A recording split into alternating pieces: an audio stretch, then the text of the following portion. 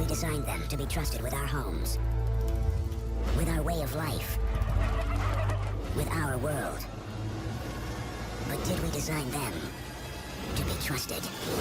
kulanti wacan oo wanaagsan daawadayaal ku soo dhawaada barnaamijkeena technolojiga ee KOBAC halkan aad ka daawanaysaan waa NIIL MEDIA fadlan haddii aadan ka mid ahayn akhyaarta ku xidhan channelka subscribe saar haddii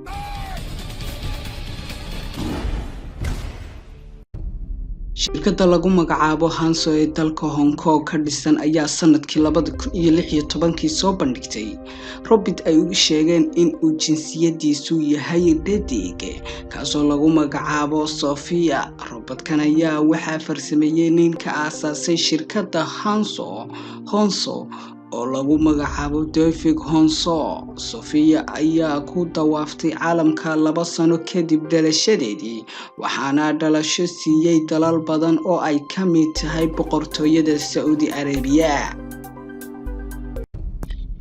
robotkan ayaa u qaafiyay xayawaanka duurjoogta lagu magacaabo kangaruuga. shirkadda Festo laga leeyahay dalka Jarmalka ee looga bartay soo saaridda robotada u qaafiyay xayawaanka ayaa sanadkii 2014 shaacisay robotkan waxayna sheegtay inuu ka mid noqon doono robotyada mustaqbalka la isticmaali doono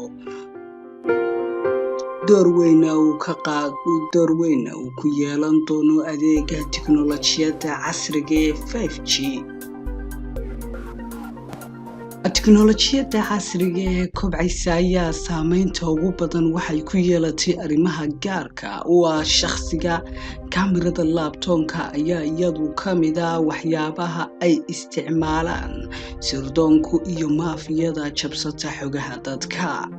iyadoo taas ka duulayso ayaa shirkadda laga leeyahay dalka Talyaaniga ee lagu magacaabo Spyfy ayaa sanadkii 2017 la shirtimay qalab yar oo ay ku magacawday Spy Split. qalabkan yar ayaa dabool u ah kamirada laptopka taasoo ay halisteedu badan tahay maadaama ay ka duubi karto video adigoo aan isticmaalayn laakiinse isticmaalaya internetka.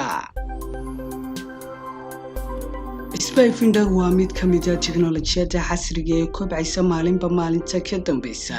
Spyfinder waa qalab kuu sahlaya inaad ku aragto kamirada qarsoon ee xaafadaada ama meelaha qaar lagugu qariyay si banaanka loo soo dhigo arrimahaaga khaaska ah adiga iyo naftaada ka dhaxeeya.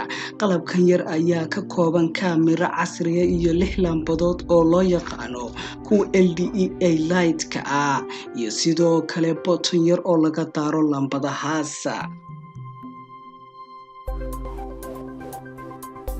log out charger waa qalab laba shaqo inuu qabtay loogu talagalay. labadan shaqo ayaa kala inuu charger u noqdo moobilada marna duubo wax kasta oo ka dhexdhacaya xaafadda. qalabkan ayaa ku xiriirin kartaa moobilkaaga adigoo adeegsanaya wifi waxayna ku saamaxaysaa wax walba oo ka socda xaafadda inaad si heer sare ula socoto.